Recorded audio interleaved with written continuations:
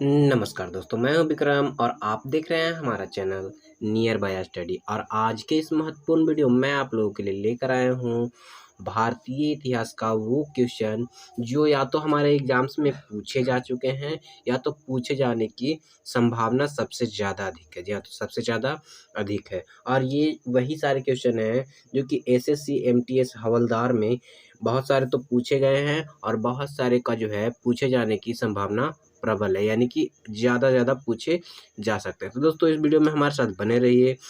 ये वीडियो थोड़ा-सा लंबा होने वाला है, लेकिन गौर से देखिए और अंत तक देखिए। हो सकता है इस वीडियो का बहुत सारा क्वेश्चन आपके एग्ज़ाम्स में पूछा जा चुका है और पूछा जाना भी है। तो दोस्तों, इस वीडियो में आगे बढ़ने से पहले मैं आपको बताना चाहूँगा, अगर आपने हमारे चैनल नियर बाय स्टडी को अभी तक सब्सक्राइब नहीं कर रखा है, तो नीचे के दिए गए रेड बटन को दबाकर आप हमारे चैनल को सब्सक्राइब कर लीजिए और साथ ही साथ बेल आइकन भी प्रेस कर दीजिएगा ताकि लेटेस्ट वीडियो का नोटिफिकेशन सबसे पहले आप लोगों को मिल सके। अगर ये वीडियो आप लोग को अच्छा लगे तो इस वीडियो को लाइक कर लीजिएगा और ज़्यादा से ज़्यादा लोग को शेयर भी ज़रूर कर दीजिएगा ताकि हर किसी को ये वीडियो मिल सके। तो चलिए दोस्तों, समय को ना गवाते हुए हम लोग स्टार्ट करेंगे पहले क्वेश्चन से। और पहले क्वेश्चन से स्टार्ट करने से पहले थोड़ा सा कर लेंगे कैमरे को जूम ताकि आप लोगों को जो है क्वेश्चन अच्छे से दिखाई दे जाए। तो कैमरे को कर लेते हैं जूम ताकि आपको प्रॉपर क्वेश्चन दिखाई दे जाए। चलिए, इतना आप लोगों के लिए बेहतर होगा। तो चलिए, सबसे पहले क्वेश्चन में जो बोला जा रहा है, हमने इसमें पहले ही टिक लगा लिया है ताकि ज़्यादा समय बर्बाद ना हो और हम लोग लगातार रिवाइज कर सकें। ये रिवीजन सेशन है क्योंकि अब हमारे पास टाइम नहीं है कि हम एक-एक करके हल कर सकें। तो चलो, तो सबसे पहला क्वेश्चन जो बोला जा रहा है, जी हाँ, तो सबसे पहला क्वेश्चन जो है वो बहुत ही ज़्यादा महत्वपूर्ण होने वाला है। जी हाँ, तो बहुत ही ज़्यादा महत्वपूर्ण होने वाला है। पहला क्वेश्चन बोला जा रहा है श्री पेराम्बटूर किसका जन्म स्थल है? तो श्री पेराम्बटूर जो है श्री रामानुजाचार्य, जी हाँ, तो श्री रामानुजाचार्य का ये जन्म स्थल है। हमारा अगला प्रश्न जो है कहा जा रहा है भारत का नेपोलियन किसे कहा जाता है? तो भारत का नेपोलियन जो है, ध्यान दीजिएगा, भारत का नेपोलियन जो है समुद्रगुप्त को कहा जाता है। जी हाँ, तो भारत का नेपोलियन समुद्रगुप्त को कहा जाता है। अगला प्रश्न बोला जा रहा है कुषाण वंश के प्रसिद्ध राजा का नाम क्या है? जी हाँ, तो कुषाण वंश के प्रसिद्ध राजा कौन थे? तो कनिष्क। तो कनिष्क जो थे कुषाण वंश के प्रसिद्ध राजा थे। बढ़ेंगे अगले प्रश्न की ओर। तो अगला प्रश्न बोला जा रहा है बौद्धों के पवित्र अवशेषों पर, जी हाँ, तो बौद्धों के पवित्र अवशेषों पर निर्मित गुंबदाकार छत, जी हाँ, तो गुंबदाकार छत वाली अर्धगोलाकार संरचना को क्या कहते हैं? तो उस संरचना को जो है स्तूप कहा जाता है। जी हाँ दोस्तों, उस संरचना को जो है स्तूप कहा जाता है। बढ़ेंगे अगले प्रश्न की ओर। तुम्हारा अगला प्रश्न है दिल्ली सल्तनत का उदारक, जी हाँ, तो दिल्ली सल्तनत का उदारक जो है वो कौन है? तो दिल्ली सल्तनत का उदारक जो है वो कौन है? तो गयासुद्दीन बलबन। जी हाँ, तो बलबन जो है वो दिल्ली सल्तनत का उदारक है। बढ़ेंगे अगले प्रश्न की ओर। तो अगला प्रश्न बोला जा रहा है भारत के समुद्री मार्ग की खोज किसने की थी? जी हाँ, तो भारत के समुद्री मार्ग की खोज की बात की जाए तो वास्को डी गामा ने की थी। और ये कब की थी? तो 1498 ईस्वी में। जी हाँ, तो 1498 ईस्वी में ये कालीकट में आया था। जी हाँ, तो कालीकट में आया था। बढ़ेंगे अगले प्रश्न की ओर। तुम्हारा अगला प्रश्न बोला जा रहा है भारत का तोता, ध्यान दीजिएगा, भारत का तोता किसे कहा जाता है? तो भारत का तोता जो है आपको अमीर खुसरो को कहा जाता है। ध्यान दीजिएगा, अमीर खुसरो को जो है भारत का तोता कहा जाता है। अगला प्रश्न जो है वो कहा जा रहा है वर्तमान दौलताबाद, ध्यान दीजिए, वर्तमान दौलताबाद जहां मोहम्मद बिन तुगलक ने दिल्ली से राजधानी को स्थानांतरित किया था, किसके समीप स्थित है? तो दिल्ली से स्थानांतरित जो किया था वो जो है आपको औरंगाबाद में स्थित है। जी हाँ, तो औरंगाबाद में स्थित था। और इसने दिल्ली से कहाँ स्थापित किया था? आप हमें कमेंट बॉक्स में कमेंट करके बताइए कि जो है मोहम्मद बिन तुगलक ने दिल्ली से राजधानी कहाँ स्थानांतरित किया था। बढ़ेंगे अगले प्रश्न की ओर। तुम्हारा अगला प्रश्न जो है कहा जा रहा है भारत का प्रथम मुगल बादशाह कौन था? जी हाँ, तो भारत का प्रथम मुगल बादशाह कौन था? तो बाबर। बाबर जो था भारत का प्रथम मुगल बादशाह था। अगला प्रश्न है गदर पार्टी की स्थापना, जी हाँ, तो गदर पार्टी के संस्थापक कौन थे? यानी कि गदर पार्टी की स्थापना किसने की थी? तो लाला हरदयाल ने जो है गदर पार्टी की स्थापना करी थी। बढ़ेंगे अगले प्रश्न की ओर। तो अगला प्रश्न जो है वो कहा जा रहा है भारतीय विश्वविद्यालय अधिनियम किसने पारित किया? जी हाँ, तो भारतीय विश्वविद्यालय अधिनियम जो है वो किसने पारित किया? तो लॉर्ड कर्जन ने जो है भारतीय विश्वविद्यालय अधिनियम पारित किया। अगला प्रश्न जो है कहा जा रहा है पुर्तगाली यात्री वास्को डी गामा, जी हाँ, तो पुर्तगाली यात्री वास्को डी गामा जो है कालीकट आने के पर भव्य स्वागत किसने किया था? किस राजा ने जो है भव्य स्वागत किया था? तो जयमोरियन, जी हाँ, तो जयमोरियन ने जो है कालीकट जब वास्को डी गामा आया था तो उसका भव्य स्वागत किया था। अगला प्रश्न जो है कहा जा रहा है गांधी जी, ध्यान दीजिए, गांधी जी किसके माध्यम से सच्चाई प्राप्त करना चाहते थे? यानी कि सच्चाई प्राप्त करना चाहते थे, तो अहिंसा के माध्यम से जो है वो सच्चाई प्राप्त करना चाहते थे, यानी कि आज़ादी प्राप्त करना चाहते थे। यहाँ तो गांधी जो है किसके माध्यम से सच्चाई प्राप्त करना चाहते थे, यानी कि आज़ादी प्राप्त करना चाहते थे, तो आज़ादी के माध्यम से, यानी कि अहिंसा के माध्यम से। अगला प्रश्न जो है कहा जा रहा है गांधी जी ने प्रसिद्ध दांडी यात्रा, बहुत ही ज़्यादा इंपॉर्टेंट है कि प्रसिद्ध दांडी यात्रा जो है वो कब स्टार्ट किया था? तो 1930 ईस्वी में। जी हाँ, तो 1930 ईस्वी में जो है दांडी यात्रा स्टार्ट किया था। अगला प्रश्न जो है कहा जा रहा है 1857 के सैन्य विद्रोह, जी हाँ, तो ध्यान दीजिएगा 1857 में जो क्रांति हुई थी, सैन्य विद्रोह हुआ था, उस समय के गवर्नर जनरल कौन था? तो उस समय का गवर्नर जनरल जो था लॉर्ड कैनिंग था। जी हाँ, तो लॉर्ड कैनिंग जो था 1857 के विद्रोह के समय गवर्नर जनरल था। अगला प्रश्न है उपनिवेशी, जी हाँ, तो उपनिवेशी भारत में निम्न में से किसने अखिल भारतीय दलित वर्ग संस्था आयोजित की थी? ध्यान दीजिएगा, अखिल भारतीय दलित वर्ग संस्था किसने आयोजित की थी? तो बी.आर. अम्बेडकर ने। जी हाँ, तो बी.आर. अम्बेडकर ने जो है इसे आयोजित किया था। अगला प्रश्न जो है कहा जा रहा है राष्ट्रीय गान पहली बार, ध्यान दीजिए, राष्ट्रीय गान जो है पहली बार 1911 में भारतीय राष्ट्रीय कांग्रेस के किस किस अधिवेशन में आयोजित वार्षिक अधिवेशन में गाया गया था? सबसे पहले जो है 1911 में कलकत्ता अधिवेशन में जो है वो राष्ट्रीय गान पहली बार गाया गया था। बढ़ेंगे अगले प्रश्न की ओर। तुम्हारा अगला प्रश्न जो है सत्याग्रह शब्द का निर्माण किसने किया था? बहुत ही इंपॉर्टेंट है, ये हमारे लिए वीवीआई क्वेश्चन है कि सत्याग्रह शब्द का निर्माण सबसे पहले किसने किया था? तो सत्याग्रह शब्द का निर्माण जो है सबसे पहले आपको गांधी जी ने किया था। बढ़ेंगे अगले प्रश्न की ओर। तुम्हारा अगला प्रश्न जो है भारत के, जी हाँ, तो भारत किसके वायसराय काल में स्वतंत्र हुआ? तो भारत जो है लॉर्ड माउंटबेटन, जी हाँ, तो माउंटबेटन के शासन काल में जो है वो क्या हुआ? आज़ाद हुआ, यानी कि स्वतंत्र हुआ। बढ़ेंगे अगले प्रश्न की ओर। तुम्हारा अगला प्रश्न जो है कहा जा रहा है रामकृष्ण मिशन की स्थापना किसने की? तो बहुत ही इंपॉर्टेंट क्वेश्चन हो जाता है कि रामकृष्ण मिशन की स्थापना किसने की? तो स्वामी विवेकानंद ने जो है रामकृष्ण मिशन की स्थापना की। अगला प्रश्न है रूसी क्रांति किस वर्ष हुई थी? तो रूसी क्रांति की बात की जाए तो 1917 में जो है रूसी क्रांति हुई थी। अगला प्रश्न है वैदिक लोगों का मुख्य व्यवसाय क्या था? जी हाँ, तो वैदिक लोगों का जो मुख्य व्यवसाय था वो क्या था? तो कृषि। जी हाँ, तो कृषि जो था वैदिक लोगों का मुख्य व्यवसाय हुआ करता था। अगला प्रश्न है मानव अस्तित्व का प्रारंभ, जी हाँ, तो मानव अस्तित्व का प्रारंभ किस काल का है? तो पूरा पाषाण काल का। जी हाँ, तो मानव अस्तित्व का प्रारंभ जो है पूरा पाषाण काल का है। अगला प्रश्न जो है कहा जा रहा है सार्थवाह कौन था? ध्यान दीजिएगा, सार्थवाह जो है वो कौन था?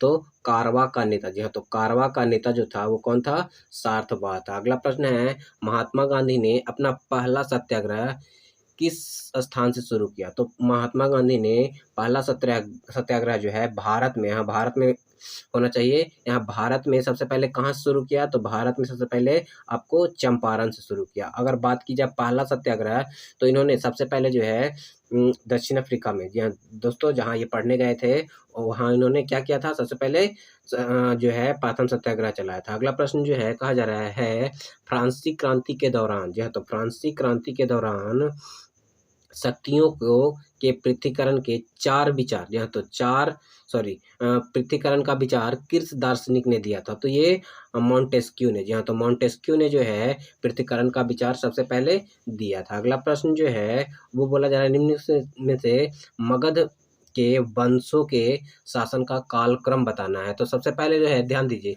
यहाँ पे दिया हुआ अनुसार जो है सबसे पहला जो हो जाएगा वो हर्यक वंश हो जाएगा। जी हाँ, तो हर्यक वंश हो जाएगा। उसके बाद जो है आपका शिशुनाग वंश हो जाएगा। उसके बाद जो है आपका नंद वंश हो जाएगा। जी हाँ दोस्तों, उसके बाद जो है आपका क्या हो जाएगा? नंद वंश हो जाएगा। और उसके सबसे लास्ट में जो है आपका मौर्य वंश हो जाएगा। अगला प्रश्न जो है वो कहा जा रहा है सूफी परंपरा में, जी हाँ तो ध्यान दीजिएगा, सूफी परंपरा में जो है पीर से क्या आशय है? तो पीर से आशय जो है सूफियों के गुरु को जो है वो पीर कहा जाता है। अगला प्रश्न जो है वो बोला जा रहा है गुरु गोविंद सिंह, ध्यान दीजिएगा, गुरु गोविंद सिंह द्वारा खालसा पंथ की स्थापना किस वर्ष की गई थी? तो खालसा पंथ की स्थापना की बात की जाए तो 1699 ईस्वी में खालसा पंथ की स्थापना की गई थी। और किसने की थी? तो गुरु गोविंद सिंह ने जो है खालसा पंथ की स्थापना करी थी। बढ़ेंगे अगले प्रश्न की ओर। तो हमारा अगला प्रश्न जो है वो कहा जा रहा है, जी हाँ तो हमारा अगला प्रश्न जो कहा जा रहा है वो है केप ऑफ गुड होप, जी हाँ तो ध्यान दीजिएगा, केप ऑफ गुड होप के रास्ते भारत तक समुद्री यात्रा की खोज करने वाला कौन था? तो वास्को डी गामा, जी हाँ तो वास्को डी गामा ने जो है केप ऑफ गुड होप के रास्ते भारत तक की खोज की थी। अगला प्रश्न जो है वो कहा जा रहा है महात्मा गांधी के राजनीतिक गुरु कौन थे? तो महात्मा गांधी के राजनीतिक गुरु की बात की जाए तो गोपाल कृष्ण गोखले, जी हाँ तो गोपाल कृष्ण गोखले महात्मा गांधी के राजनीतिक गुरु बने थे। अगला प्रश्न जो है कहा जा रहा है 12 अप्रैल, ध्यान दीजिए, 12 अप्रैल 1944 को सुभाष चंद्र बोस ने एक नगर में भारतीय राष्ट्रीय सेना का झंडा फहराया था। वह नगर इस समय किस राज्य या केंद्र शासित प्रदेश में है? तो वो जो है अंडमान निकोबार द्वीप समूह में। कहाँ स्थित है? अभी जो है अंडमान निकोबार द्वीप समूह में स्थित है। अगला प्रश्न जो है वो कहा जा रहा है पहली बार, ध्यान दीजिएगा, पहली बार परमाणु बम कहाँ फेंका गया? तो पहली बार परमाणु बम जो है आपको हिरोशिमा में फेंका गया, जी हाँ तो हिरोशिमा में फेंका गया। अगर इसकी बात कर लें तो पहली बार हिरोशिमा में फेंका गया और दूसरी बार जो है नागासाकी में, जी हाँ तो दूसरी बार नागासाकी में फेंका गया। और जो हिरोशिमा में फेंका गया था बम उसका नाम था फैटमैन, जी हाँ तो फैटमैन। और जो नागासाकी में बम फेंका गया था उसका नाम था लिटिल बॉय। बढ़ेंगे अगले प्रश्न की ओर। तुम्हारा अगला प्रश्न जो है कहा जा रहा है प्रागैतिहासिक काल का अंतर्गत किन संस्कृतियों को रखा गया? जी हाँ तो किस संस्कृतियों को रखा गया? तो पाषाण काल के संस्कृतियों को रखा गया। अगला प्रश्न है मानव सभ्यता के, जी हाँ तो मानव सभ्यता के विकास का प्रथम अवस्था कौन सी थी? तो प्रथम अवस्था जो था शिकार अवस्था था, यानी कि शिकार करके लोग क्या करते थे? अपना जीवन यापन चलाते थे। अगला प्रश्न है प्राचीन, ध्यान दीजिए, प्राचीन मानव ने सर्वप्रथम किस पशु को पालतू बनाया था? तो प्राचीन मानव ने जो है सबसे पहले जो है आपको कुत्ता को पालतू बनाया था। अगला प्रश्न जो है बहुत ही आसान है, कहा जा रहा है मानव ने आग का प्रयोग सर्वप्रथम किस युग में किया था? तो आग जो है नया चीज था इसीलिए नवपाषाण युग हो जाएगा। जी हाँ तो आग उस वक्त जो था वो नया चीज था इसीलिए नवपाषाण युग हो जाएगा। अगला प्रश्न है मानव ने, ध्यान दीजिएगा, मानव ने कृषि कार्य किस युग में आरंभ किया? ध्यान दीजिए, कृषि कार्य, तो कृषि भी जो था उस वक्त नया था यानी कि नवपाषाण युग में जो हो जाएगा। यानी कि कृषि कार्य और आग का आविष्कार जो है वो सबसे पहले नवपाषाण युग में हुआ था। अगला प्रश्न है मानव द्वारा सर्वप्रथम किस धातु का प्रयोग किया गया था? सबसे पहले जो है वो तांबा धातु का प्रयोग किया गया था, क्योंकि आपको सिंधु घाटी सभ्यता में जो है तांबा का प्रमाण सबसे अधिक मिलता है। तो बढ़ेंगे अगले प्रश्न की ओर। तुम्हारा अगला प्रश्न जो है कहा जा रहा है मानव ने सर्वप्रथम किस फसल का उपयोग किया था? ध्यान दीजिए, मानव ने सर्वप्रथम किस फसल का उपयोग किया था? तो जौ, जी हाँ तो मानव ने सर्वप्रथम जौ का प्रयोग किया था। अगला प्रश्न है नवपाषाण युग में चावल की खेती का प्राचीनतम साक्ष्य कहाँ से मिलता है? जी हाँ तो चावल की खेती का जो प्राचीनतम साक्ष्य है वो कहाँ से मिलता है? तो कोल्डी हवा से, जी हाँ तो कोल्डी हवा से जो है चावल का प्रत्यक्ष साक्ष्य मिलता है, जिसको कोलीवाड़ा भी कहा जाता है। अगला प्रश्न जो है कहा जा रहा है सिंधु घाटी सभ्यता किस काल की सभ्यता है? जी हाँ तो सिंधु घाटी जो सभ्यता है वो किस काल की सभ्यता है? तो आपके ताम्रकाल की सभ्यता है। ध्यान दीजिएगा दोस्तों, ये ताम्रकाल की सभ्यता। अगला प्रश्न जो है वो कहा जा रहा है हड़प्पा की खुदाई सर्वप्रथम कब हुई थी? तो हड़प्पा की खुदाई जो है सर्वप्रथम 1921 ईस्वी में हुई थी। या तो 1921 ईस्वी में हुई थी। अगला प्रश्न जो है कि किस स्थल को मृतकों का टीला कहा जाता है? तो किस स्थल को मृतकों का टीला कहा जाता है? तो मोहनजोदड़ो, जी हाँ तो मोहनजोदड़ो को जो है वो मृतकों का टीला कहा जाता है। अगर कालीबंगा की बात की जाए तो काले रंग की चूड़ियाँ, जी हाँ तो कालीबंगा का अर्थ जो होता है वो काले रंग की चूड़ियाँ होती है। अगला प्रश्न है हड़प्पा सभ्यता का विशाल स्नानागार, ध्यान दीजिएगा, हड़प्पा सभ्यता में विशाल स्नानागार का साक्ष्य कहाँ से मिला है? तो विशाल स्नानागार का जो साक्ष्य है वो आपको मोहनजोदड़ो से प्राप्त हुआ है। अगला प्रश्न जो है वो कहा जा रहा है कौन जो है सुमेलित नहीं है? जी हाँ, तो कौन जो है सुमेलित नहीं है? तो यहाँ पे जो है लोथल जो है ये जो है सुमेलित नहीं है। इसके अलावा हड़प्पा जो है रावी नदी के किनारे है।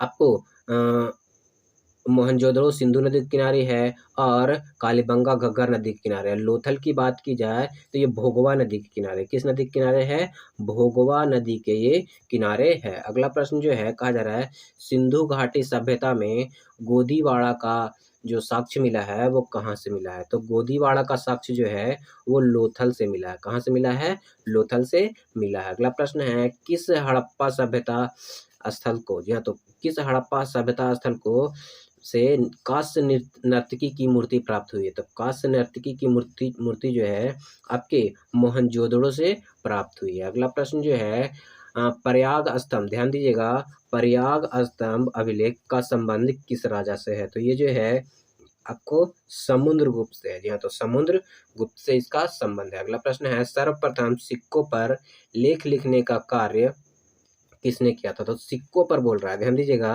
तो सिक्कों पर की बात की जाए तो यवन शासकों ने जो है सबसे पहले सिक्कों पर लेख लिखने का कार्य जो है स्टार्ट किया था। अगला प्रश्न जो है वो बहुत ही इंपॉर्टेंट होने वाला। अगला बोल रहा है कि गर्तावास के साक्ष्य कहाँ से मिले हैं? ध्यान दीजिएगा, गर्तावास बोला जा रहा है। तो गर्तावास के साक्ष्य जो है वो आपको बुर्ज होम यानी कि काश्मीर, बुर्ज होम काश्मीर से मिला है। अगला प्रश्न है जूते हुए खेत का साक्ष्य जो है वो कहाँ से प्राप्त हुआ? तो जूते हुए खेत के साक्ष्य की बात की जाए तो ये आपको कालीबंगा से, ध्यान दीजिए, कालीबंगा से जो है जूते हुए खेत का साक्ष्य प्राप्त हुआ है। अगला प्रश्न जो है वो बोला रहा है ऋग वैदिक काल का सर्वाधिक महत्वपूर्ण देवता कौन था? यहाँ तो ऋग वैदिक काल के बहुत पूछ रहा है, तो ऋग वैदिक काल में जो है वो इंद्र हो जाएगा, लेकिन उत्तर वैदिक काल में बोला जाएगा तो प्रजापति हो जाएगा। अगला प्रश्न जो है वो कहा जा रहा है ऋग वैदिक में, ध्यान दीजिए, ऋग वेद में उल्लेखित नदियों में सर्वाधिक पवित्र नदी कौन सी है? तो सर्वाधिक पवित्र नदी जो है आपकी सरस्वती है। जी हाँ, तो सरस्वती जो है सबसे पवित्र नदी माना जाता है। अगला प्रश्न है ऋग वैदिक आर्य किसकी पूजा करते थे? तो ऋग वैदिक आर्य जो थे वो प्राकृतिक की पूजा करते थे। किसकी पूजा करते थे?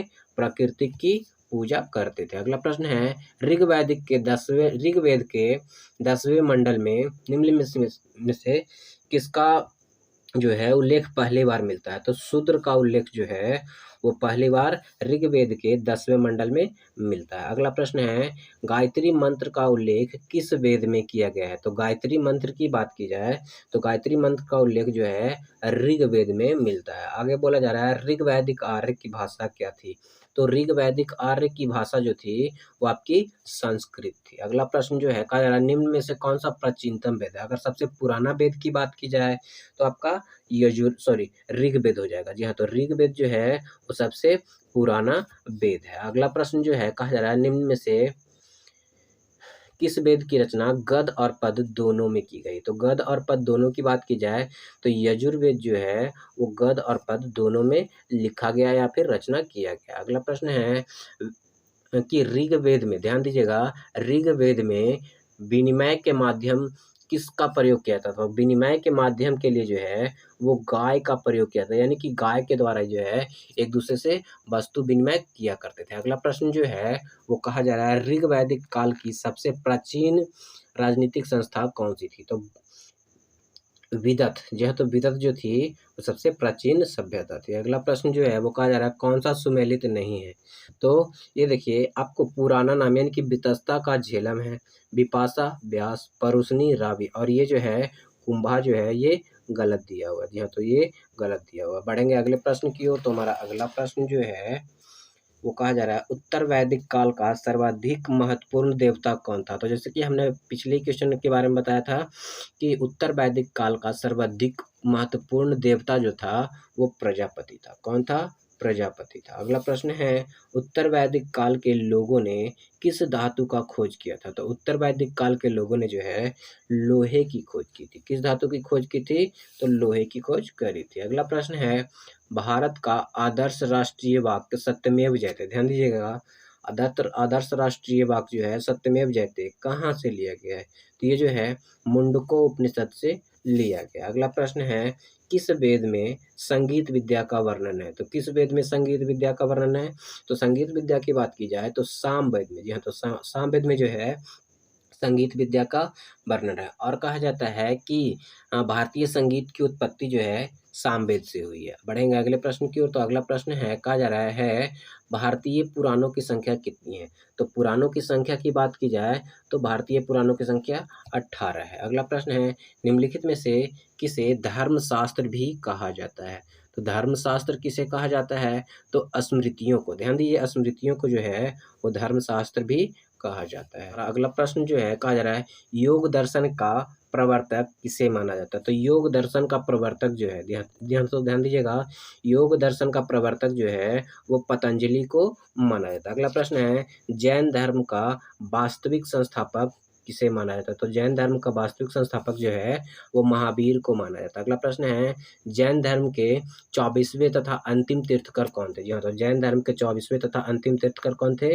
तो महावीर जो थे 24वें और अंतिम तीर्थकर थे। अगला प्रश्न है, पार्श्वनाथ द्वारा प्रतिपादित 4 महारत्नों में से महावीर स्वामी को ने कौन सा 5वां व्रत जोड़ा था? तो ब्रह्मचर्य जो है वो महावीर स्वामी ने जोड़ा था। अगला प्रश्न जो है वो कहा जा रहा है, जैन धर्म के त्रिरत्न में निम्नलिखित में से किसे सम्मिलित किया जाता है? तो ये जो है सारे के सारे त्रिरत्न है, यानी कि सम्यक दर्शन, सम्यक चरित्र और सम्यक ज्ञान, ये तीनों के तीनों जो हैं जैन धर्म के त्रिरत्न है। बढ़ेंगे अगले प्रश्न की ओर। तो अगला प्रश्न जो है, कहा जा रहा है महावीर, ध्यान दीजिए, महावीर का जन्म कहाँ हुआ था? तो महावीर का जन्म जो बताया जाए तो वैशाली में हुआ था। कहाँ हुआ था?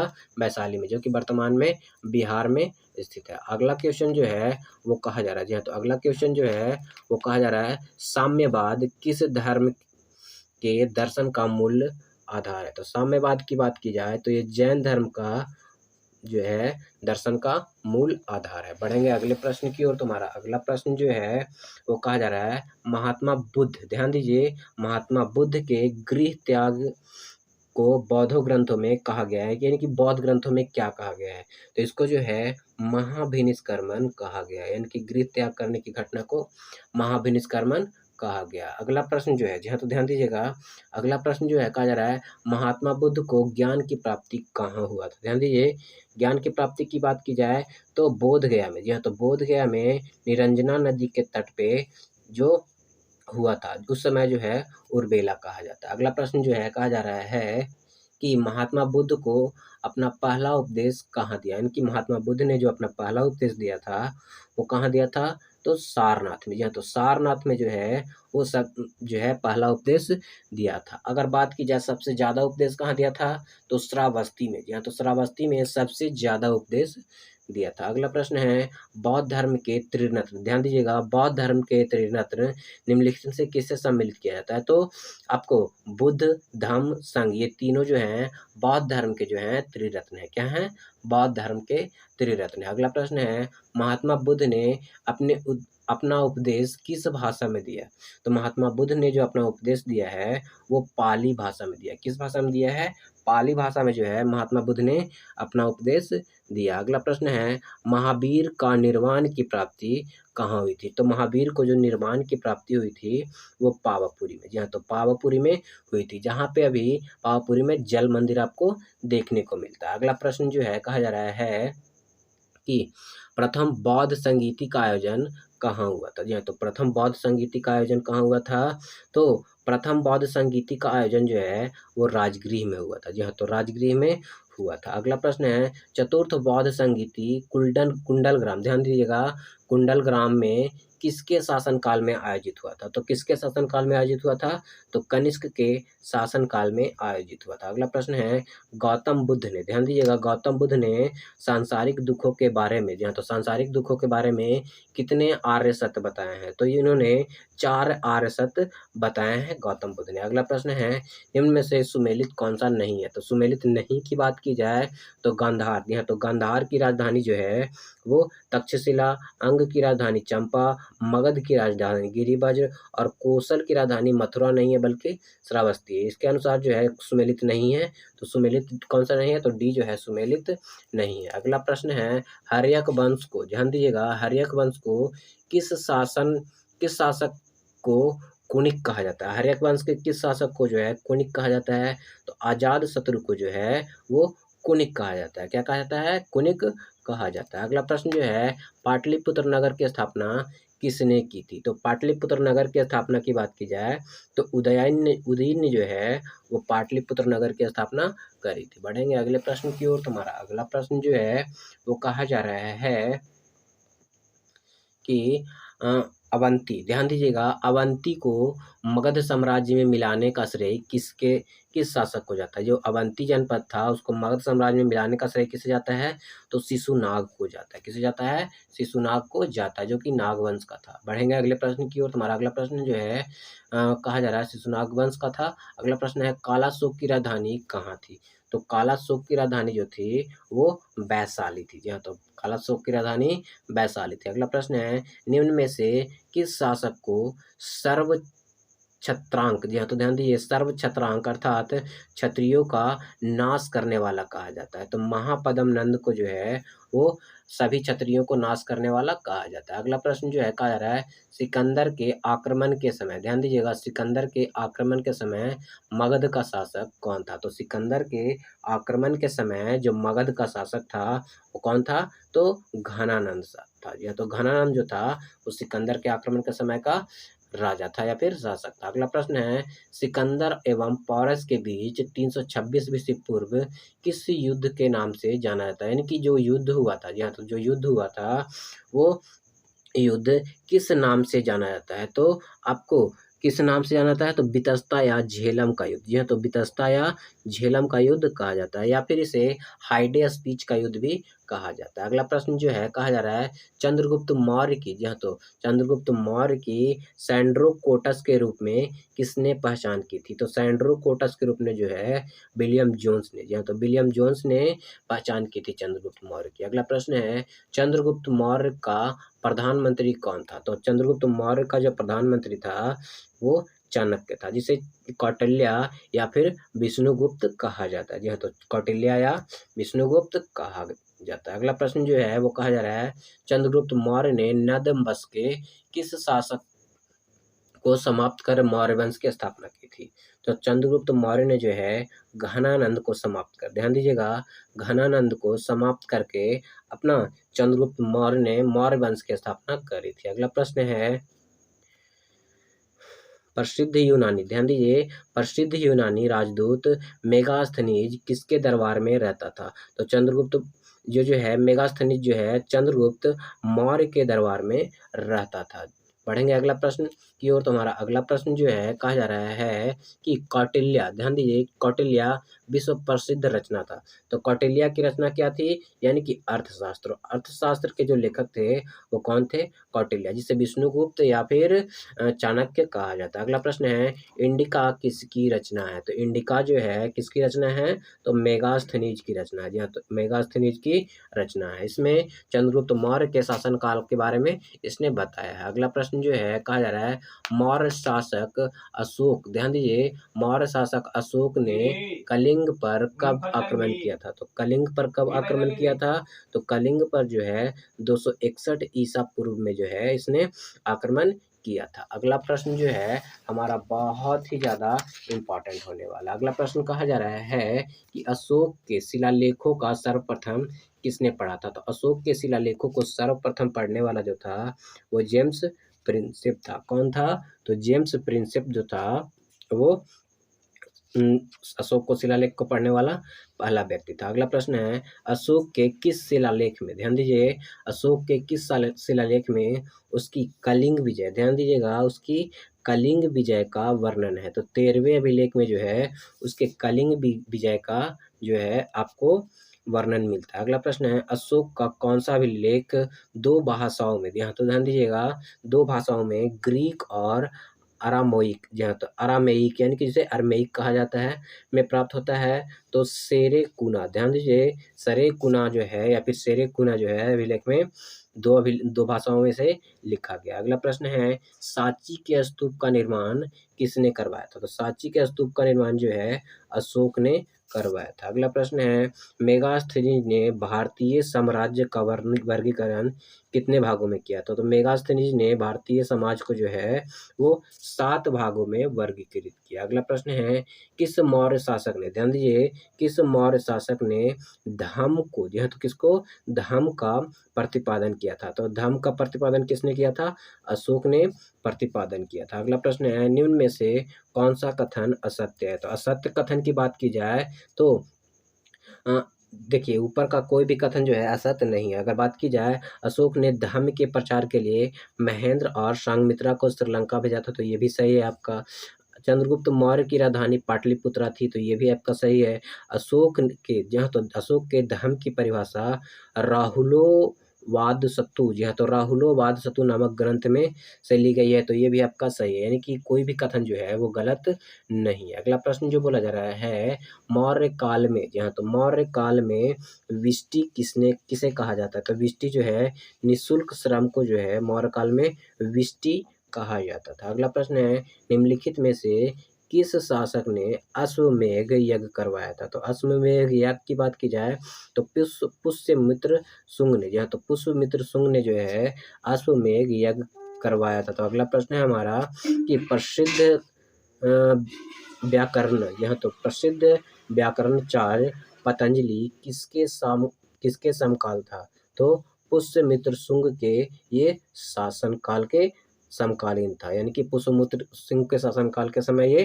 प्रसिद्ध व्याकरणी पतंजलि था। अगला प्रश्न है शीशे के सिक्के का, यहाँ तो शीशे के सिक्के किस राजवंश के शासक ने चलाया था? तो सातवाहन राजवंश के शासक ने जो है शीशे का सिक्का चलाया था। अगला प्रश्न है भारत में सबसे पहले किस वंश के शासक ने सोने का सिक्का चलाया था? तो सोने के सिक्का चलाने वाला जो था वो इंडो ग्रीक शासक था। कौन था? इंडो ग्रीक शासक जो था उसने सबसे पहले सोने का सिक्का चलाया था।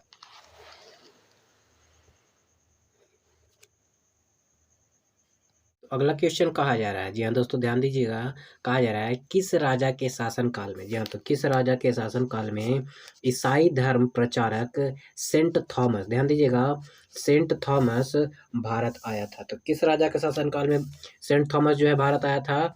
तो गोंदो फर्निस, जी हाँ तो ध्यान दीजिएगा गोंदो फर्निस के शासनकाल में जो है सेंट थॉमस भारत आया था। अगला क्वेश्चन जो है कहा जा रहा है गुप्त वंश के संस्थापक कौन थे? तो गुप्त वंश के संस्थापक जो है श्रीगुप्त थे, जी हाँ तो गुप्त वंश के संस्थापक श्रीगुप्त थे। हमारा अगला प्रश्न जो है कहा जा रहा है किस गुप्त शासक ने खोल युक्त सिक्के चलाए थे? ध्यान दीजिएगा खोल युक्त सिक्के जो है किस गुप्त शासक ने चलाया था? तो कुमार गुप्त ने जो है खोल युक्त सिक्के का प्रचलन किया था। अगला प्रश्न जो है कहा जा रहा है श्रीलंका के राजा मेघवर्धन ने किस गुप्त शासक के भगवान बुद्ध का मंदिर बनवाने की अनुमति मांगी थी? तो समुद्रगुप्त से जो है वो श्रीलंका के राजा मेघवर्धन ने जो है भगवान बुद्ध की मंदिर बनवाने की अनुमति मांगी थी। हमारा अगला प्रश्न जो है कहा जा रहा है चीनी यात्री फायान किसके शासनकाल में भारत आया था? तो ये जो है चंद्रगुप्त द्वितीय, जी हाँ तो चंद्रगुप्त द्वितीय जिसे विक्रमादित्य कहा जाता है, इसके शासनकाल में जो है चीनी यात्री फायान भारत आया था। अगला प्रश्न जो है कहा जा रहा है चंद्रगुप्त विक्रमादित्य ने, जी हाँ तो ध्यान दीजिएगा चंद्रगुप्त विक्रमादित्य ने किस उपलक्ष्य में चांदी के सिक्के जारी किए थे?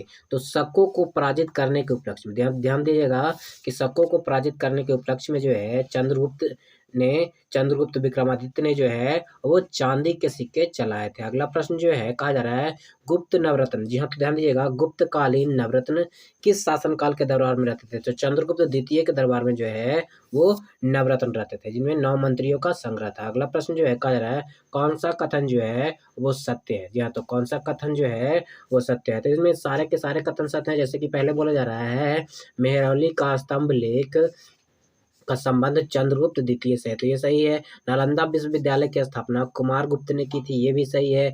भारत पर हुनों का आक्रमण स्कंदगुप्त के समय हुआ था, तो ये भी आपका सही है। अगला प्रश्न जो है कहा जा रहा है गुप्तकालीन, ध्यान दीजिएगा, गुप्तकालीन स्वर्ण सिक्के को क्या कहा जाता था? तो गुप्तकालीन स्वर्ण सिक्कों को जो है दीनार कहा जाता था। क्या कहा जाता था? दीनार कहा जाता था। अगला प्रश्न है मंदिर निर्माण की कला का जन्म सर्वप्रथम कब हुआ? तो गुप्त काल में जो है मंदिर निर्माण की कला का जन्म हुआ। अगला प्रश्न जो है वो कहा जा रहा है, ध्यान दीजिएगा, गुप्त स्थापत्य कला, ध्यान दीजिएगा, गुप्त स्थापत्य कला का सर्वोच्च नमूना क्या है? तो देवगढ़ का दशावतार मंदिर जो है वो गुप्त कला का सर्वोत्कृष्ट जो है नमूना है। अगला प्रश्न जो है हमारा कहा जा रहा है सर्वाधिक सोने के सिक्के, ध्यान दीजिए, सर्वाधिक सोने के सिक्के किस काल में चलाए गए थे? तो गुप्त काल में जो है सबसे अधिक सोने के सिक्के चलाए गए थे। अगला प्रश्न है चीनी यात्री हेनसोंग किसके शासनकाल में भारत आया था? तो चीनी यात्री हेनसोंग जो है वो हर्षवर्धन के शासनकाल में भारत आया था। अगला प्रश्न है हर्षवर्धन को, ध्यान दीजिए, हर्षवर्धन को नर्मदा नदी के तट पर किस शासक ने हराया था? तो ये पुलकेशिन द्वितीय ने, ध्यान ध्यान ध्यान दीजिएगा, पुलकेशिन द्वितीय ने जो है इसे हराया था। अगला प्रश्न जो है कहा जा रहा है कनौज के लिए त्रिपक्षीय युद्ध को अंततः किसने जीता था? ध्यान ध्यान, तो कनौज के लिए त्रिपक्षीय युद्ध को अंततः किसने जीता था? तो प्रतिहारों ने, जी हाँ, तो प्रतिहार यानी कि प्रतिहार वंश वालों ने जो है इसे जीता था। अगला प्रश्न है एलोरा का कैलाश मंदिर, ध्यान दीजिए, एलोरा का कैलाश मंदिर का निर्माण किसने करवाया था? तो कृष्ण प्रथम ने, जी हाँ, तो कृष्ण प्रथम ने जो है इसका निर्माण करवाया था। अगला प्रश्न जो है स्थानीय स्वशासन किसके, ध्यान तो ध्यान दीजिए, स्थानीय स्वशासन किसके शासनकाल की विशेषता है? तो चोलों के शासनकाल की ये विशेषता है। अगला प्रश्न है निम्नलिखित में से किसके शासनकाल को साहित्य, ध्यान दीजिएगा, किसके शासनकाल को साहित्य और कला का स्वर्ण काल कहा जाता है? ध्यान ध्यान दीजिएगा कि साहित्य और कला का स्वर्ण काल कहा जाता है तो चंद्रगुप्त द्वितीय के शासनकाल को कहा जाता है। अगला प्रश्न है नालंदा विश्वविद्यालय की स्थापना किसने, किसके शासनकाल में की गई थी? तो कुमारगुप्त प्रथम के शासनकाल में जो है ये की गई थी और कुमारगुप्त ही कराने वाला था। अगला प्रश्न जो है राजतरंगिणी, ध्यान दीजिए, राजतरंगिणी के रचयिता कौन है? तो कल्हण है, जी हाँ, तो कल्हण है, और राजतरंगिणी में जो है कश्मीर का इतिहास वर्णन किया गया। अगला प्रश्न है 712 ईस्वी में भारत पर, जी हाँ, तो भारत पर पहला सफल मुस्लिम आक्रमण किसके द्वारा किया गया था? तो मोहम्मद बिन कासिम के द्वारा जो है पहला आक्रमण किया गया था 712 ईस्वी में। अगला प्रश्न है मोहम्मद गजनवी, ध्यान दीजिएगा, महमूद गजनवी ने भारत पर कुल कितने बार आक्रमण किया था? तो भारत पर जो है महमूद गजनवी ने कुल 17 बार आक्रमण किया था। अगला प्रश्न है महमूद गजनवी के आक्रमण में, जी हाँ, तो महमूद गजनवी के आक्रमण में सबसे महत्वपूर्ण आक्रमण कौन सा था? तो सबसे महत्वपूर्ण आक्रमण जो था वो सोमनाथ मंदिर पर आक्रमण किया था और सोमनाथ मंदिर को पूरी तरीके से लूट लिया था। अगला प्रश्न जो है हमारा कहा जा रहा है महमूद गजनवी के भारत पर आक्रमण के समय आए विद्वान अलबरूनी किस ग्रंथ के रचयिता है? यानी कि अलबरूनी जो है किस ग्रंथ के रचयिता है? तो किताब उल हिंद, ध्यान दीजिएगा, किताब उल हिंद के रचयिता जो है वो कौन है? आपके अलबरूनी है। अगला प्रश्न है भारत का वह पहला शासक कौन था जिसने मोहम्मद गौरी को पराजित किया था? दिया, तो मोहम्मद गौरी को पराजित करने वाला कौन था?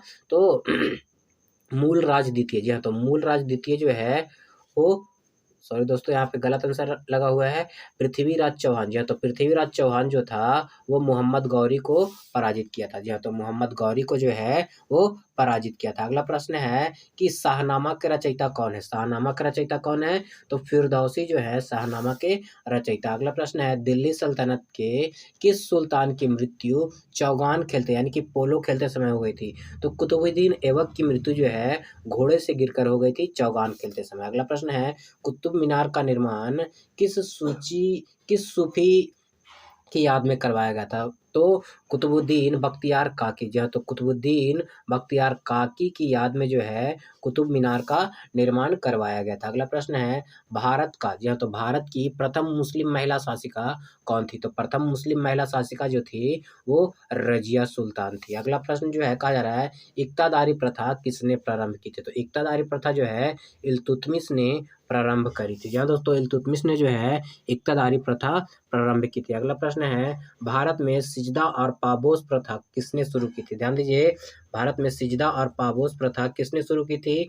तो बलबन ने जो है सिजदा और पाबोस प्रथा प्रारंभ की थी। अगला प्रश्न है, किसने, ध्यान दीजिएगा, निम्न में से किस सुल्तान ने बाजार नियंत्रण व्यवस्था लागू की थी? तो अलाउद्दीन खिलजी ने जो है बाजार नियंत्रण का नियम जो है उसने लागू किया था। अगला प्रश्न जो है वो कहा जा रहा है, स्वराज मेरा जन्मसिद्ध अधिकार है।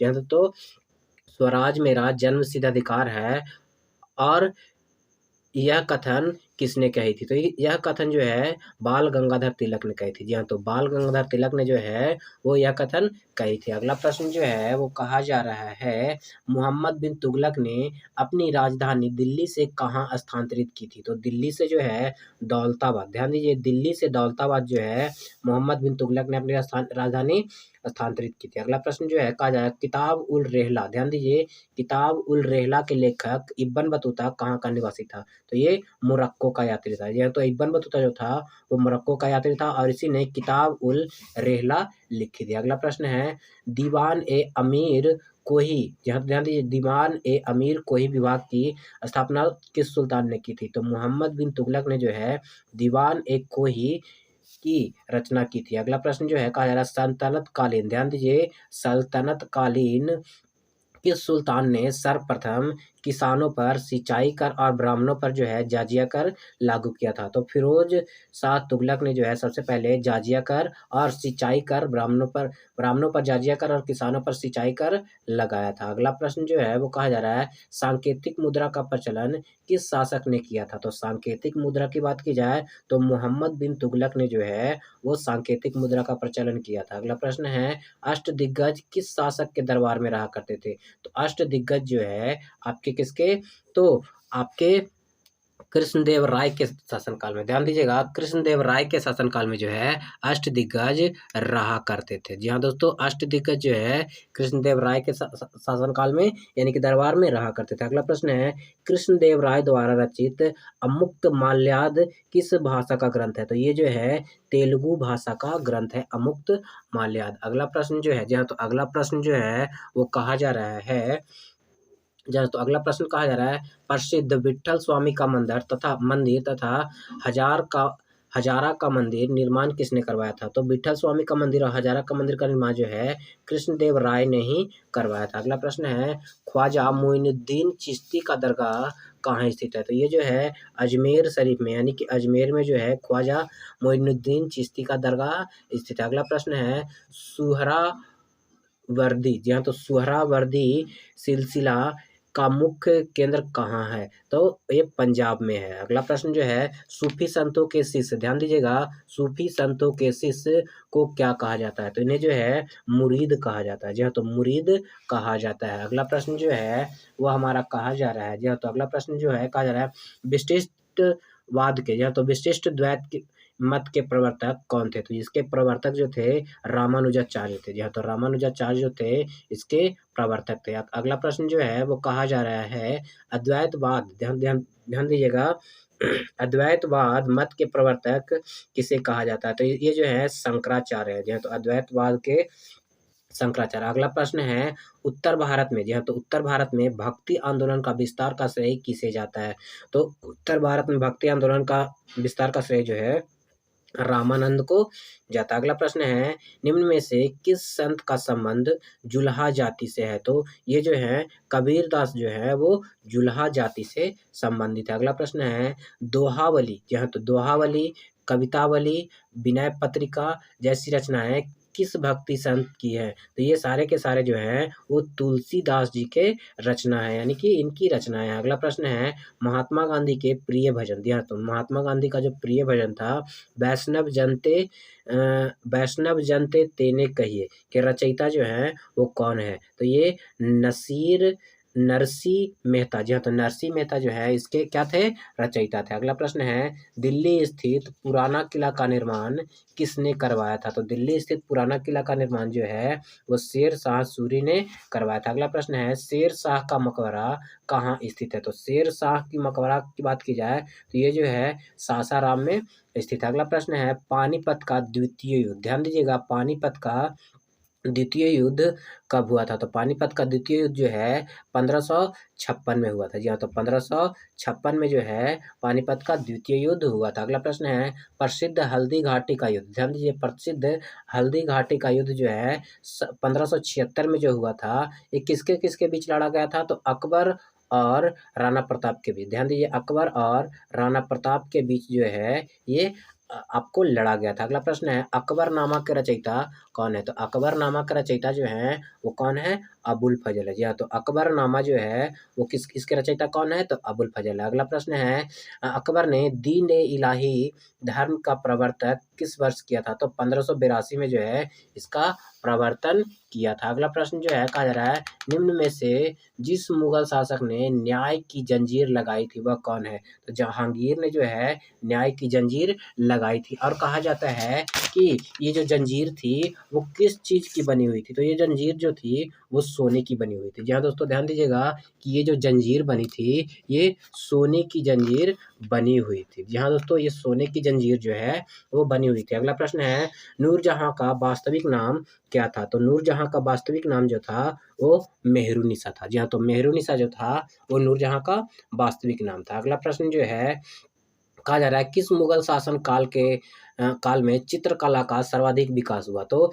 चित्रकला का विकास जो हुआ वो जहांगीर के शासन काल में हुआ था। अगला प्रश्न है निम्न में से किसने या तो किसके शासन काल में वास्तुकला की दृष्टि से स्वर्ण काल कहा जाता है? तो ये शाहजहां के शासन काल को, ध्यान दीजिएगा, शाहजहां के शासन काल को जो है वास्तुकला का स्वर्ण काल कहा जाता है। अगला प्रश्न है शाहजहां ने आगरा का ताजमहल किसकी याद में बनाया था? तो ये जो है मुमताज महल की याद में, ध्यान दीजिएगा, मुमताज महल की याद में जो है इन्होंने आगरा का ताजमहल बनवाया था। अगला प्रश्न है किस मुगल बादशाह ने हिंदुओं पर जाजिया, जी हाँ, तो जाजिया नामक कर लगाया था? तो औरंगजेब ने जो है जाजिया कर लगाया था। अगला प्रश्न है जाटों ने, ध्यान दीजिएगा, जाटों ने सर्वप्रथम अ, किसके नेतृत्व में 1659 ईस्वी में औरंगजेब के विरुद्ध विद्रोह किया था? तो गोकुल के विरुद्ध में नेतृत्व में ये किया था। अगला प्रश्न है गुरु ग्रंथ साहिब का संकलन किस सिख गुरु ने किया? तो गुरु ग्रंथ साहिब का संकलन जो है गुरु अर्जुन देव ने किया है। अगला प्रश्न जो है कहा जा रहा है निम्न में से किस सिख गुरु ने, जी हाँ, तो किस सिख गुरु ने जो है खालसा पंथ की स्थापना की तथा पाहुल पर्व का प्रवर्तन किया? तो गुरु गोविंद सिंह ने, जी हाँ, तो गुरु गोविंद सिंह ने जो है इसका खालसा पंथ का प्रवर्तन किया और साथ ही साथ जो है पाहुल पर्व का क्या किया, आपका प्रवर्तन किया। अगला प्रश्न जो है कहा जा रहा है नादिर शाह ने, ध्यान दीजिए, बहुत ही इंपॉर्टेंट क्वेश्चन है कि नादिर शाह ने 1739 ईस्वी में किस मुगल बादशाह के कार्यकाल में दिल्ली पर आक्रमण किया था? तो मोहम्मद शाह के कार्यकाल में जो है दिल्ली पर आक्रमण किया था। अगला प्रश्न है शिवाजी की राजधानी कहाँ अवस्थित थी? तो शिवाजी की राजधानी जो थी वो रायगढ़ थी। अगला प्रश्न है कि किस शासक की मंत्री परिषद को अष्टप्रधान की संज्ञा दी गई थी? ध्यान दीजिए, अष्टप्रधान की संज्ञा दी गई थी। तो शिवाजी के शासन काल में जो मंत्रियों का परिषद था उसे अष्टप्रधान की संज्ञा दी गई थी। अगला प्रश्न जो है कहा जा रहा है मराठा, जी हाँ, तो मराठा प्रशासन में चौथ तथा सरदेशमुखी क्या था? तो एक प्रकार का ये कर था, यानी कि ये टैक्स था। जी हाँ, तो टैक्स था जो कि तहसीला जाता था। अगला प्रश्न जो है वो कहा जा रहा है निम्न में से किस शासक ने, जी हाँ, तो किस शासक ने स्वतंत्रता का वृक्ष लगाया तथा फ्रांस के जैकोबिन क्लब की सदस्य बना? तो टीपू सुल्तान जो है इसका सदस्य बना और स्वतंत्रता का वृक्ष भी इसी ने लगाया था। अगला प्रश्न जो है हैदराबाद राज्य की स्थापना यानी कि संस्थापक कौन था? तो हैदराबाद राज्य का संस्थापक जो था चिनकिलिच खान था। जी हाँ, तो चिनकिलिच खान जो था हैदराबाद राज्य का संस्थापक था। अगला प्रश्न जो है जयपुर नगर की स्थापना किसने की थी? तो जयपुर नगर की स्थापना जो थे वो सवाई जयसिंह ने जयपुर नगर की स्थापना की थी। अगला प्रश्न है पानीपत का तृतीय युद्ध 1761 में लड़ी गई थी। ध्यान दीजिएगा, पानीपत का तृतीय युद्ध जो है 1761 में हुआ था, लेकिन किसके किसके बीच लड़ा गया था? तो मराठा और अफगानों के बीच जो है पानीपत का तृतीय युद्ध लड़ा गया था। अगला प्रश्न है मयूर सिंहासन का, जी हाँ, तो मयूर सिंहासन का निर्माण किसने करवाया था? तो मयूर सिंहासन का निर्माण जो है वो शाहजहां ने करवाया था। अगला प्रश्न जो है कहा जा रहा है ग्रांड ट्रंक रोड, ध्यान दीजिएगा, ग्रांड ट्रंक रोड का निर्माण किसने करवाया था? तो शेर शाह सूरी ने जो है ग्रांड ट्रंक रोड का निर्माण करवाया था। अगला प्रश्न है आईने अकबरी के रचयिता कौन है? तो आईने अकबरी के जो रचयिता हैं वो अबुल फजल है। जी हाँ, तो अबुल फजल जो है आईने अकबरी के रचयिता है। अगला प्रश्न है पुरंदर की संधि किनके बीच हुई है? तो पुरंदर की संधि की बात की जाए तो शिवाजी एवं राजा जय सिंह के बीच जो है पुरंदर की संधि हुई है। अगला प्रश्न है मराठों का प्रथम पेशवा कौन था? तो मराठों का प्रथम पेशवा की बात की जाए तो बालाजी विश्वनाथ, जी हाँ, तो बालाजी विश्वनाथ जो थे मराठों के प्रथम पेशवा थे। अगला प्रश्न है भारत में सर्वप्रथम आने वाला यूरोपीय व्यापारी कौन था? तो यूरोपीय व्यापारी कौन था? तो पुर्तगाली था। जी हाँ, तो पुर्तगाली था। अगला प्रश्न है ईस्ट इंडिया कंपनी की स्थापना कब की गई थी? तो ईस्ट इंडिया कंपनी की स्थापना जो है 1600 ईस्वी में की गई थी। अगला प्रश्न है ब्रिटेन, ध्यान दीजिए, ब्रिटेन के सम्राट जेम्स प्रथम के राजदूत के रूप में जहांगीर के दरबार में आने वाला यात्री कौन था? तो टॉमस रो जो था वो दरबार में आने वाला, जहांगीर के दरबार में आने वाला प्रथम राजदूत था। अगला प्रश्न जो है हमारा कहा जा रहा है ईस्ट इंडिया कंपनी को, ध्यान दीजिए, ईस्ट इंडिया कंपनी को 3000 रुपए के बदले बंगाल में निःशुल्क व्यापार करने का अधिकार प्राप्त हुआ था। तो ये कब प्राप्त हुआ था? तो 1717 ईस्वी में जो है यह अधिकार प्राप्त हुआ था। अगला प्रश्न है अंग्रेजों ने, ध्यान ध्यान दीजिएगा कि अंग्रेजों ने सर्वप्रथम अपनी व्यापारिक कोठी कहाँ स्थापित की थी? तो सूरत में जो है इसने सबसे पहले जो है अपनी व्यापारिक कोठी स्थापित की थी। अगला प्रश्न है कलकत्ता शहर की नींव किसने डाली थी? तो कलकत्ता शहर की नींव जो है जॉर्ज चार्नॉक ने जो है डाली थी। अगला प्रश्न जो है कहा जा रहा है भारत में, जी हाँ, तो भारत में फ्रांसीसियों ने पहली फैक्ट्री कहाँ स्थापित की थी? तो ये पहली फैक्ट्री जो है वो सूरत में स्थापित की गई थी। अगला प्रश्न है कि यूरोपीय व्यापारी ने प्रारंभ में किनके व्यापार में अधिक रुचि ली थी? तो मसालों के व्यापार में जो है अंग्रेजों ने यानी कि यूरोपियन ने सबसे पहले अधिक रुचि लिया था। अगला प्रश्न है यूरोपीय व्यापार के आगमन का सही क्रम क्या है? तो सही क्रम जो है सबसे पहले पुर्तगाली आए, उसके बाद ब्रिटिश, उसके बाद डच, उसके बाद फ्रेंच, उसके बाद डेन, ये जो है इसका सही क्रम है। अगला प्रश्न जो है कहा जा रहा है वह पुर्तगाली कौन था जिसने गोवा पर अधिकार कर लिया था? तो किसने गोवा पर अधिकार कर लिया था? तो अल्फांसो डी अल्बुकर्क, ध्यान दीजिएगा, अल्फांसो डी अल्बुकर्क ने जो है गोवा पर इसने अधिकार कर लिया था। अगला प्रश्न है भारत तक पहुंचने के लिए समुद्र की खोज किसने की थी? यानी कि समुद्री मार्ग की खोज किसने की थी? तो समुद्री मार्ग की खोज जो है पुर्तगालियों ने की थी, यानी कि पुर्तगाली यात्री वास्को डी गामा ने की थी। अगला प्रश्न है डच कंपनी ने, ध्यान दीजिएगा कि डच कंपनी ने भारत में अपनी पहली फैक्ट्री कहाँ स्थापित की थी? तो इसने डचों ने सबसे पहली फैक्ट्री जो है वो पुलिकट में स्थापित की थी। अगला प्रश्न है पलासी का युद्ध कब हुआ था? तो पलासी का युद्ध जो है 1757 ईस्वी में हुआ था। कब हुआ था? 1757 ईस्वी में। अगला प्रश्न है बक्सर का युद्ध कब हुआ था? तो बक्सर का युद्ध जो है 1764 ईस्वी में। ध्यान दीजिए 1764 ईस्वी में जो है बक्सर का युद्ध हुआ था। अगला प्रश्न है वास्को डी गामा भारत कब आया था? 1498 ईस्वी में। यहाँ तो 1498 ईस्वी में जो है वास्को डी गामा भारत आया था। तो दोस्तों आप लोग बताइए कि आप लोगों को वीडियो कैसा लग रहा है? अगर अच्छा लग रहा हो तो लाइक कर दीजिए और हमारे साथ बने रहिए। अगला प्रश्न जो है कहा जा रहा है कर्नाटक युद्ध, ध्यान दीजिएगा, कर्नाटक युद्ध किनके मध्य लड़ा गया? तो कर्नाटक युद्ध जो है अंग्रेजों और फ्रांसीसियों के मध्य जो है लड़ा गया। अगला प्रश्न है पलासी का युद्ध 1757 ईस्वी में, जी हाँ, तो 1757 ईस्वी में किसके किसके मध्य लड़ा गया था? तो सिराजुद्दौला एवं अंग्रेजों के बीच जो है पलासी का युद्ध लड़ा गया था। अगला प्रश्न हमारा जो है कहा जा रहा है मीर कासिम ने अपनी राजधानी मुर्शिदाबाद से हटाकर कहाँ स्थानांतरित किया था? तो मुर्शिदाबाद से इसने मुंगेर स्थापित किया था। अगला प्रश्न हमारा बंगाल में अस्थाई बंदोबस्त किसने लागू किया था? तो बंगाल में अस्थाई बंदोबस्त किसने लागू किया था? तो लॉर्ड कॉर्नवालिस ने जो है बंगाल में अस्थाई बंदोबस्त लागू किया था। फिर कहा जा रहा है बंगाल का प्रथम गवर्नर जनरल कौन था? तो बंगाल का प्रथम गवर्नर जनरल की बात की जाए तो वारेन हेस्टिंग्स जो था बंगाल का प्रथम गवर्नर जनरल है।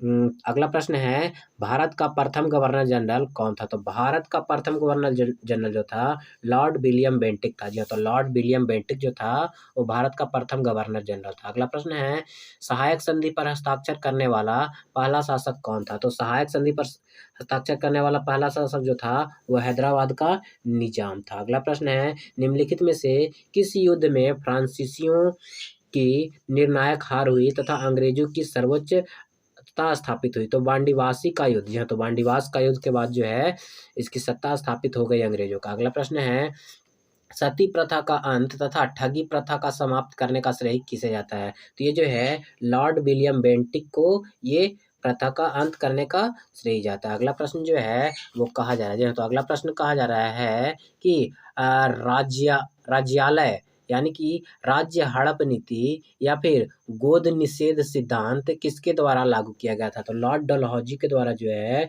गोद निषेध नीति और राज्य हड़प नीति का प्रतिपादन किया गया था, यानी कि लागू किया गया था। अगला प्रश्न हमारा कहा जा रहा है कि हड़प नीति यानी कि राज्य हड़प नीति का सिद्धांत का सर्वप्रथम किस ब्रिटिश साम्राज्य में मिलाया गया? तो संतारा। जी हाँ, तो सतारा को जो है सबसे पहले मिलाया गया था। अगला प्रश्न है, भारत में आधुनिक शिक्षा प्रणाली की नींव किस किससे पड़ी थी? तो ये जो है 1835। जी हाँ, तो 1835 में मैकले मैन्यूट से जो है इसकी नींव पड़ी थी। अगला प्रश्न है, सिंध विजय का श्रेय किसे दिया जाता है? तो सिंध विजय का श्रेय जो है चार्ल्स नेपियर। जी हाँ, तो चार्ल्स नेपियर को जो है दिया जाता है। अगला प्रश्न है, भारत में समाचार पत्रों का पर प्रतिबंध हटाने का श्रेय किसे जाता है? तो समाचार पत्रों पर जो प्रतिबंध हटाने का श्रेय है वो चार्ल्स मेटकॉफ को जाता है। किसे जाता है? चार्ल्स मेटकॉफ को जो है समाचार पत्रों पर प्रतिबंध हटाने का श्रेय जाता है। अगला प्रश्न जो है कहा जा रहा है, निम्नलिखित में से किस अधिनियम के द्वारा ईस्ट इंडिया कंपनी, यहाँ तो ईस्ट इंडिया कंपनी भारत के साथ व्यापारिक एकाधिकार समाप्त कर दिया गया था? तो ये जो है 1833 ईस्वी के चार्टर अधिनियम के तहत जो है इसे समाप्त कर दिया गया था। अगला प्रश्न है, भारत की पहली रेल, जी हाँ, तो भारत में पहली रेल कब चलाई गई थी? तो 1853 ईस्वी में जो है भारत में पहली ट्रेन चलाई गई थी, जिसका नाम डक्कन क्वीन था। अगला प्रश्न है, भारतीय शिक्षा का मैग्ना कार्टा किसे कहा जाता है? तो भारतीय शिक्षा का मैग्ना कार्टा जो है वुड डिस्पैच को, यहाँ तो चार्ल्स वुड डिस्पैच को जो है ये भारतीय शिक्षा का मैग्ना कार्टा कहा जाता है। अगला प्रश्न है, किस वायसराय के शासन काल में स्थानीय स्वशासन का स्थापना हुआ था? तो लॉर्ड रिपन के शासन काल में जो है वो स्थानीय स्वशासन का स्थापना हुआ था। अगला प्रश्न है, बंगाल में, जी हाँ, तो बंगाल में हुए पागलपंथी विद्रोह किसके नेतृत्व में हुआ था? तो पागलपंथी विद्रोह जो है करम शाह के नेतृत्व में जो है पागलपंथी विद्रोह हुआ था। तो अगला प्रश्न जो है कहा जा रहा है, असम के, जी हाँ, तो असम के अहोम विद्रोह, ध्यान दीजिए, अहोम विद्रोह का नायक कौन था? तो गोमधर कुंवर। जी हाँ, तो गोमधर कुंवर जो था वो अहोम विद्रोह का नायक था। अगला प्रश्न जो है हमारा बोला जा रहा है कि बंकिम चंद्र चटर्जी, ध्यान दीजिएगा कि बंकिम चंद्र चटर्जी के उपन्यास आनंद मठ किस विद्रोह का उल्लेख है? तो आनंद मठ में जो है सन्यासी विद्रोह का जो है उल्लेख मिलता है। अगला प्रश्न है, बहावी आंदोलन के प्रवर्तक कौन थे? तो बहावी आंदोलन के प्रवर्तक जो थे वो सैयद अहमद थे। अगला प्रश्न है, उल्गू, ध्यान दीजिएगा, उल्गुलान विद्रोह का संबंध किससे है? तो बिरसा मुंडा से। जी हाँ, तो उल्गुलान विद्रोह जो है बिरसा मुंडा ने किया था। तो अगला कहा जा रहा है कि संथाल विद्रोह, ध्यान दीजिए, संथाल विद्रोह जो हुआ था 1855-56 में हुआ था, उसका नेतृत्व किसने किया था? तो इसका नेतृत्व जो है वो सिद्धू और कान्हू ने, जी हाँ, तो सिद्धू और कान्हू ने जो है वो संथाल विद्रोह का नेतृत्व किया था। अगला प्रश्न है, 1857 का सिपाही विद्रोह कहाँ प्रारंभ हुआ था? तो ये जो है मेरठ में, जी हाँ, तो मेरठ में जो है स्टार्ट हुआ था 1857 की सिपाही विद्रोह। अगला है कि 1857 के विद्रोह के समय भारत का गवर्नर जनरल कौन था? तो ये जो है भारत का गवर्नर जनरल जो था वो लॉर्ड कैनिंग था। अगला प्रश्न है, 1857 के विद्रोह का तात्कालिक कारण क्या था? तो ये जो तात्कालिक कारण जो था वो क्या था कि सैनिकों द्वारा चर्बी युक्त कारतूस का प्रयोग जो था वो तात्कालिक कारण था। और साथ ही साथ मंगल पांडे ने जो है जो वहाँ का कर्नल था उसने उस पर क्या कर दिया था? गोली चला दिया था। अगला प्रश्न जो है वो कहा जा रहा है कि बिहार में 1857 के विद्रोह के किसके नेतृत्व में हुआ था? बिहार में जो है 1857 के विद्रोह का नेता जो था वो कुंवर सिंह थे। जी हाँ, तो कुंवर सिंह जो थे इसके नेता थे। अगला प्रश्न है, लखनऊ में 1857 के विद्रोह का नेतृत्व किसने किया था? तो बेगम हजरत महल ने जो है लखनऊ से नेतृत्व किया था। अगला प्रश्न है कि 1857 के विद्रोह के समय सैनिकों ने भारत का सम्राट घोषित किया था? तो बहादुर शाह द्वितीय को जो है भारत का सम्राट जो है उस वक्त घोषित किया था। अगला प्रश्न जो है कहा जा रहा है, नील आंदोलन जो कि 1859-60 में हुआ था, इसके नेतृत्व कौन थे? तो इसके नेतृत्व जो थे वो दिगंबर बिश्वास, ध्यान दीजिए, दिगंबर बिश्वास और विष्णु बिश्वास, यानी कि ये दोनों भाई दिगंबर बिश्वास और विष्णु बिश्वास जो थे इसके नील आंदोलन के जो नेतृत्व करता थे। हमारा अगला प्रश्न जो है, जहाँ पर हमारा अगला प्रश्न जो है वो कहा जा रहा है, क्या कहा जा रहा है कि तेभागा आंदोलन कहाँ हुआ था? तो तेभागा आंदोलन जो है बंगाल में हुआ था। कहाँ हुआ था? बंगाल में हुआ था। अगला प्रश्न है, कूका आंदोलन के संस्थापक कौन थे? तो कूका आंदोलन के संस्थापक जो थे बाबा राम सिंह जो थे वो कूका आंदोलन के संस्थापक थे। अगला प्रश्न है, भारतीय पुनर्जागरण का मसीहा किसे माना जाता है? तो राजा राम मोहन रॉय को जो है भारतीय पुनर्जागरण का मसीहा माना जाता है। जी हाँ, तो पुनर्जागरण का मसीहा राजा राम मोहन रॉय को माना जाता है। अगला प्रश्न है, ब्रह्म समाज की स्थापना राजा राम मोहन रॉय ने कब की थी? तो ये जो है 1828 ईस्वी में ब्रह्म समाज की स्थापना राजा राम मोहन राय ने करी थी। अगला प्रश्न है, किसके अनुयायियों को यंग बंगाल कहा जाता था? तो यंग बंगाल जो है वो हेनरी विलियम डिजारियो के अनुयायियों को यंग बंगाल कहा जाता था। अगला प्रश्न है, सत्यार्थ प्रकाश किसकी कृति है? तो सत्यार्थ प्रकाश जो था वो दयानंद सरस्वती की कृति है। अगला प्रश्न है, वेदों की ओर लौटो, ध्यान दीजिएगा, वेदों की ओर लौटो का नारा किसने दिया? यानी कि बैक टू वेदास का नारा किसने दिया? तो स्वामी दयानंद सरस्वती ने जो है इसका नारा दिया। अगला प्रश्न है, थियोसॉफिकल सोसाइटी की स्थापना किसने की थी? तो थियोसॉफिकल सोसाइटी की स्थापना जो है आपके कौन किया था?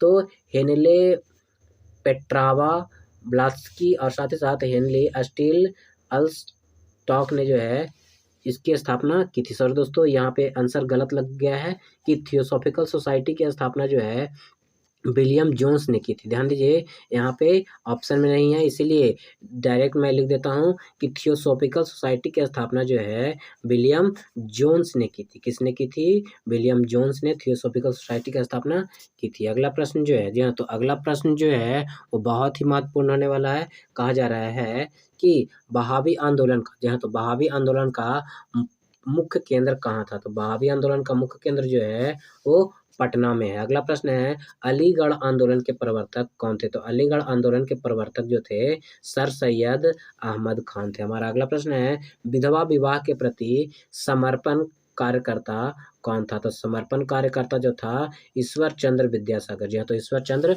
विद्यासागर जो है विधवा विवाह के प्रति समर्पित कार्यकर्ता थे। अगला प्रश्न है कि सत्य शोधक समाज के संस्थापक कौन थे? तो इसने तो ज्योतिबा फुले जो थे सत्य समाज संस्थापक के सत्य शोधक समाज के संस्थापक थे। अगला प्रश्न है, गुलामगिरी की रचना किसने की थी? तो गुलामगिरी की रचना जो थी वो ज्योतिबा फुले ने करी थी। अगला प्रश्न है, दक्षिण भारत, जी हाँ, तो दक्षिण भारत आत्मसम्मान आंदोलन किसने चलाया था? तो दक्षिण भारत में आत्मसम्मान आंदोलन जो है ई.वी. रामास्वामी नैयर ने, जी हाँ, तो ई.वी. रामास्वामी नैयर ने जो है दक्षिण भारत में आत्मसम्मान आंदोलन चलाया था। अगला प्रश्न है, अहमदिया, जी हाँ, तो अहमदिया आंदोलन के प्रवर्तक कौन थे? तो अहमदिया आंदोलन के प्रवर्तक जो थे मिर्जा गुलाम अहमद, जी हाँ, तो मिर्जा गुलाम अहमद थे। अगला प्रश्न जो है कहा जा रहा है, कौन सा जो है सुमेलित नहीं है? तो यहाँ पे जो है इंडिया लीग जो है वो 1872 में नहीं हुआ था, इसीलिए ये सुमेलित नहीं। बाकी ईस्ट इंडिया एसोसिएशन की स्थापना जो है 1866 में हुआ। ईस्ट और इंडियन एसोसिएशन की स्थापना 1876 में हुआ और पूना सार्वजनिक सभा जो है 1870 में हुआ था। अगला प्रश्न है, कहा जा रहा भारतीय राष्ट्रीय कांग्रेस की स्थापना कब की गई थी? तो भारतीय राष्ट्रीय कांग्रेस की स्थापना जो है 1885 ईस्वी में की गई थी। अगला प्रश्न है, भारतीय राष्ट्रीय कांग्रेस के प्रथम अध्यक्ष कौन थे? तो प्रथम अध्यक्ष जो थे व्योमेश चंद्र बनर्जी। जी हाँ, तो व्योमेश चंद्र बनर्जी जो थे वो प्रथम अध्यक्ष थे भारतीय राष्ट्रीय कांग्रेस के। अगला प्रश्न जो है कहा जा रहा है कि भारतीय राष्ट्रीय कांग्रेस की स्थापना कहाँ की गई थी? तो भारतीय राष्ट्रीय कांग्रेस की स्थापना जो है बम्बई में की गई थी। अगला प्रश्न जो है कहा जा रहा है राष्ट्रवाद की भावना के प्रचार के लिए गणपति एवं शिवाजी उत्सव किसने प्रारंभ किया था? तो बाल गंगाधर तिलक ने जो है गणपति और शिवाजी उस उत्सव को प्रारंभ किया था। अगला प्रश्न कहा जा रहा है लाल बाल पाल से किसका संबंध है? तो लाल बाल पाल से जो है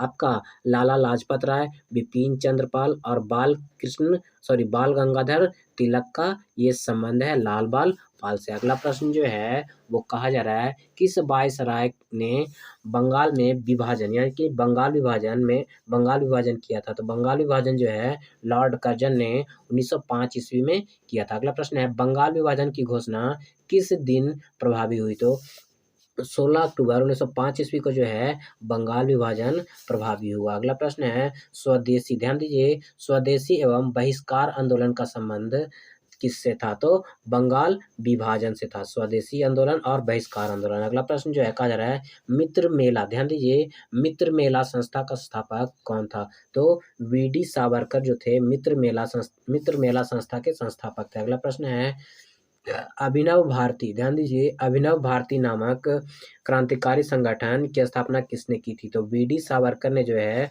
अभिनव भारती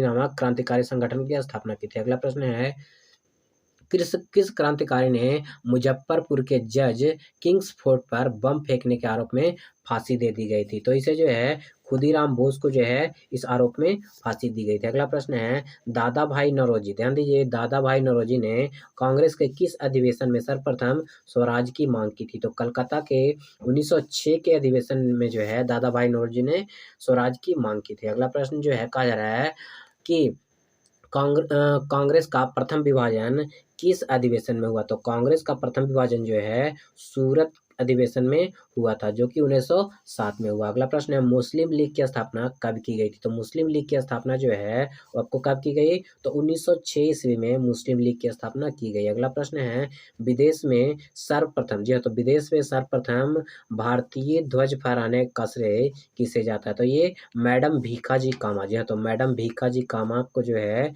ये श्रेय जाता है। तो हमारा अगला प्रश्न जो है जी हाँ, तो आप ध्यान दीजिएगा कि हमारा अगला प्रश्न कहा जा रहा है, ध्यान दीजिएगा कि अगला प्रश्न कहा जा रहा है कि किस अधिनियम के द्वारा पृथक निर्वाचन प्रणाली की स्थापना की गई? तो 1919 के भारतीय परिषद अधिनियम के द्वारा जो है पृथक निर्वाचन प्रणाली की स्थापना की गई। हमारा अगला प्रश्न जो है वो कहा जा रहा है दिल्ली दरबार जो कि 1911 में लगाया गया था वो उसके समय भारत के वायसराय कौन था? तो लॉर्ड हार्डिंग। यह तो यानी कि दिल्ली दरबार जब लगाया गया था तो उस समय भारत का वायसराय कौन था? तो लॉर्ड हार्डिंग था। हमारा अगला प्रश्न जो है वो कहा जा रहा है कि किस वायसराय पर, जी हाँ, तो किस वायसराय पर राजधानी दिल्ली में प्रवेश करते समय रास बिहारी बोस ने बम फेंका था? तो लॉर्ड हार्डिंग के ऊपर जो है राजधानी दिल्ली में प्रवेश करते समय बम फेंक दिया था। तो दोस्तों आज का वीडियो आप लोग को कैसा लगा? जी हाँ, तो ध्यान दीजिएगा